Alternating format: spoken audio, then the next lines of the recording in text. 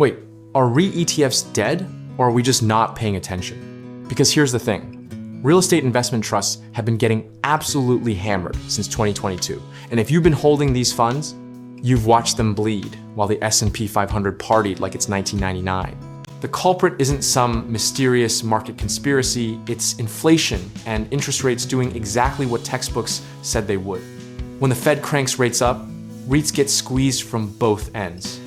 Their properties are worth less because higher discount rates murder valuations, and they can't afford to grow because borrowing money suddenly costs an arm and a leg. Here's the kicker that most people miss. REITs are legally required to distribute 90% of their taxable income as dividends. That means they can't just hoard cash and wait out the storm like Apple or Microsoft. They have to keep paying you, which sounds great until you realize they need to borrow externally to fund acquisitions or development. And guess what? Just got way more expensive. Think of it like this. You're running a lemonade stand, but the law says you must give away 90% of your profits to your investors every single day. Now, imagine the bank suddenly tripled the interest rate on the loan you need to buy more lemons. Yeah, you're in trouble. We all remember when REITs were the darling income play, when rates were at zero, and everyone was convinced real estate only goes up. Those headlines aged like milk, and now we're staring at funds that have dramatically underperformed the broader market, while everyone who bought the dip in 2022 is still underwater. Dan Soderoff from Morningstar points out something fascinating. Despite this bloodbath, REIT ETFs are still wildly popular with income investors. Why? Because when you're retired or need cash flow, a 7% dividend yield looks pretty attractive, even if the price isn't moving. It's the classic income versus growth debate playing out in real time. But here's where it gets messy. Not all REIT ETFs are created equal.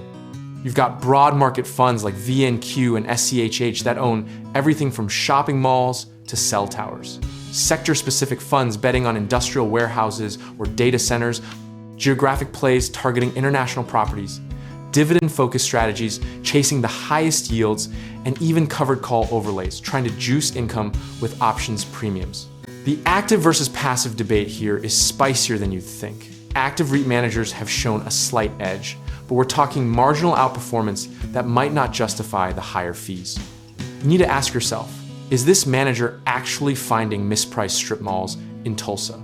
Or are they just getting lucky, riding the same macro waves as everyone else? Let's talk about the cycle, because real estate has always moved in these brutal, predictable waves that somehow catch everyone by surprise every single time. Cheap money floods in, valuations get stupid, rates eventually rise, everything craters, pessimism peaks, and then surprise, the next cycle begins and people act like they've discovered fire. I'll be honest, I missed the REIT boom in 2020 and 2021 because I thought valuations were insane. And guess what? They kept going up for another year, and I looked like an idiot. But then 2022 happened, and suddenly being cautious didn't seem so dumb. Humility is the tuition you pay in markets. Here's the brutal truth everyone dancing around. Most investors are dramatically overweight real estate without even realizing it. Real estate is only 2 to 3% of the total market cap. Your house is probably already your biggest real estate bet, and now you want 15% of your portfolio in REIT ETFs too? The tax situation is where this gets really painful. REIT dividends are taxed as ordinary income, not qualified dividends, which means the IRS is taking a massive bite. If you're in a high tax bracket and holding these in a taxable account, you're essentially lighting money on fire. Use your IRA or 401k, or don't bother at all.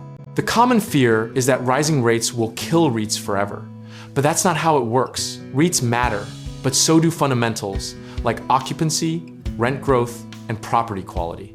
A well-managed apartment REIT in a growing market can thrive even with higher rates. A poorly run retail REIT was doomed regardless. So what's the play?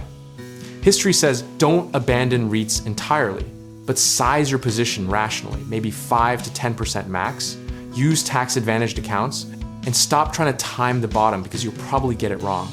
Consider whether you even need REIT-specific exposure, or if a broader dividend strategy or equity income fund gives you diversification without the concentration risk. The lesson here isn't about conviction or perfect timing. It's about process, discipline and not letting a 7% yield seduce you into a position that's 3 times bigger than it should be. Whether REITs rip or keep bleeding, I'm fine either way because I size it appropriately and I'm not making emotional decisions based on last quarter's performance. If you're serious about finding actual investment properties instead of just buying ETF wrappers, check out our directory at www.growthsense.com, where you can find and sell real properties. And don't forget to subscribe to our newsletter to stay updated on everything we're covering.